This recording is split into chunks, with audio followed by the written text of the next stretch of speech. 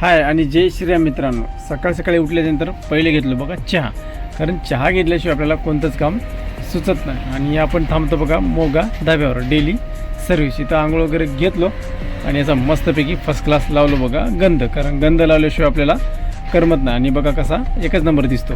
आणि लगेच महाकालला अगरबत्ती लावली आणि दर्शन पण असं वजनात घेतलं बघा. आणि ट्रान्सपोर्टचा फोन आला आणि निघलो बघा डायरेक्ट लोडिंगला. ते पण आपल्याला भरायचे होते दगड. आणि निघालो बघा 120च्या स्पीडनं, ते पण असं सनाट लगे. आणि आलो बघा डायरेक्ट राहुडकीला आल्याच्यानंतर डायरेक्ट ओव्हरब्रिजून 120च्या स्पीडनं निघालो बघा खदानीच्या दिशेनं, ते पण असं सनाट.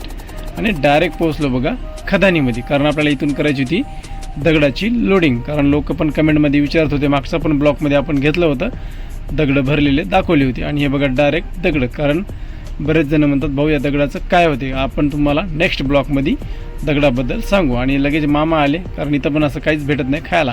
नवण्यामला मस्तपैकी भेळ वगैरे खाऊन घेऊ.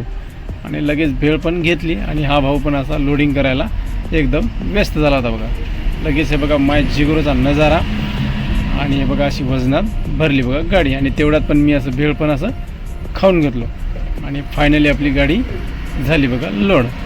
आणि अशा प्रकारे माझा मिनी ब्लॉग कसा वाटला कमेंटमध्ये नक्की सांगा. आणि फॉलो बटन तेवढं नक्की दाबा.